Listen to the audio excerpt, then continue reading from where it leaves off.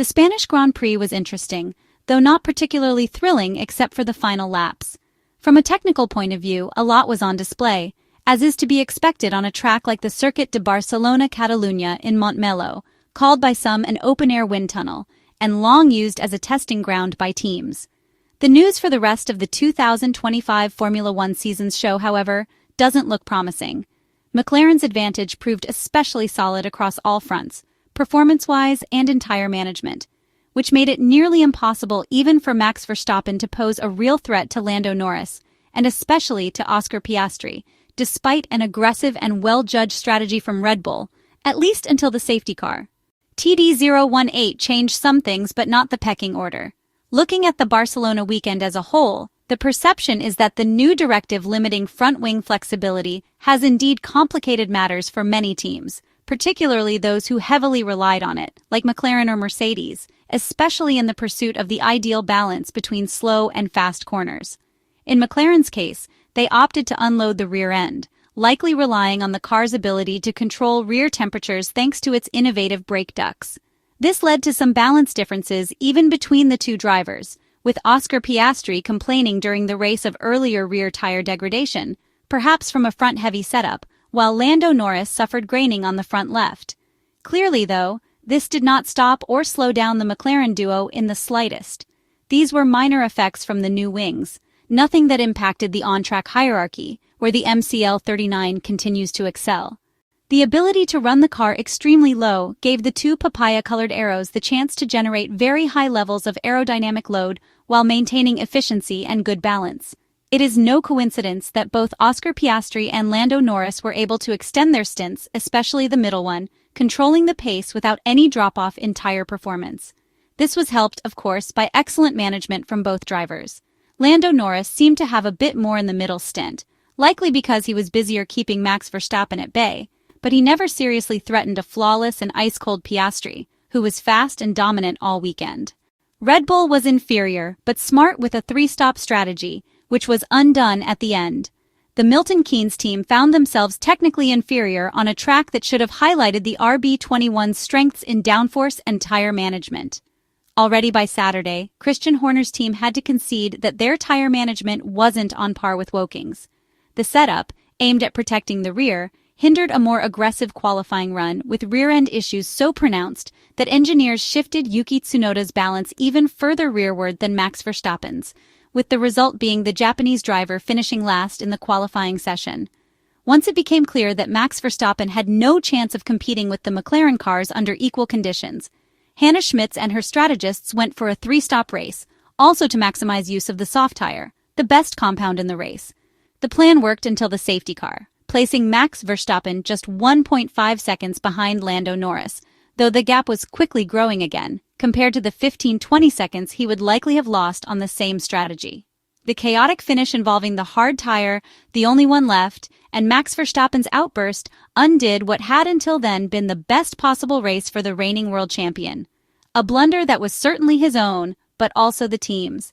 They first pitted him during the safety car to fit new hard tires, a compound everyone else had avoided this weekend, when perhaps it would have been better to try defending with used softs, at least to secure a podium, and then instructed him to give the position to George Russell, something that, according to the steward's notes, may not even have been necessary.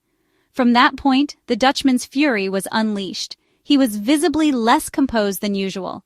Typically, even in tense moments, Max Verstappen remains calculating his actions, sometimes unsporting, but always deliberate. The incident with George Russell, however, appeared to be pure irrationality, possibly driven by frustration at McLaren's currently unreachable form, and the realization that keeping the number one on the car now looks increasingly unlikely.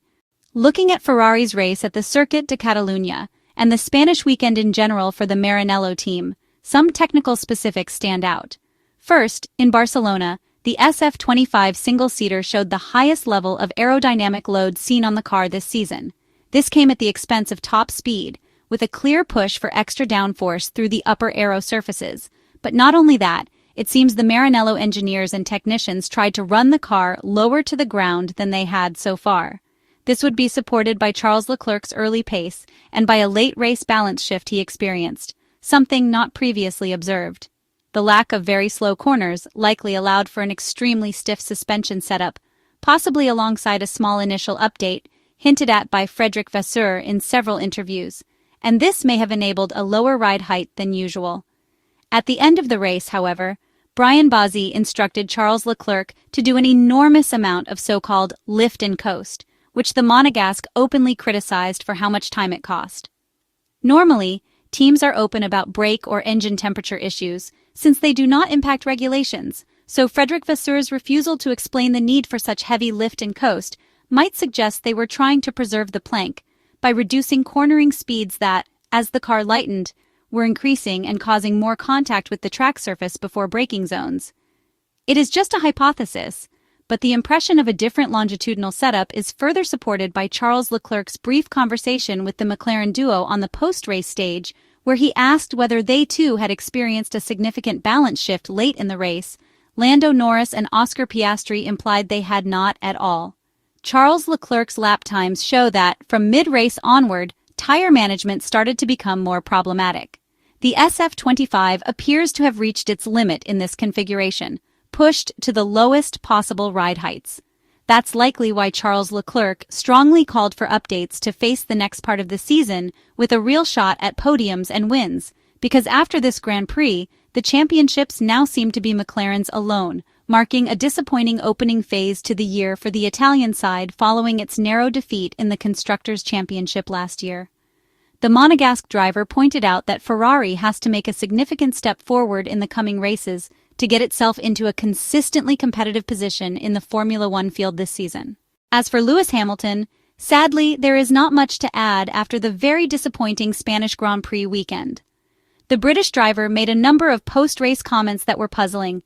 He described the race as one of his worst ever, said he could not wait to go home, claimed he had no answers, and even suggested the problem lay within himself and not the Maranello team, implying that since Charles Leclerc found the podium, he must be the one unable to make the SF25 work. A complete surrender on all fronts, compounded by comments earlier in the weekend that he would soon ask the team to focus entirely on the 2026 Formula One car.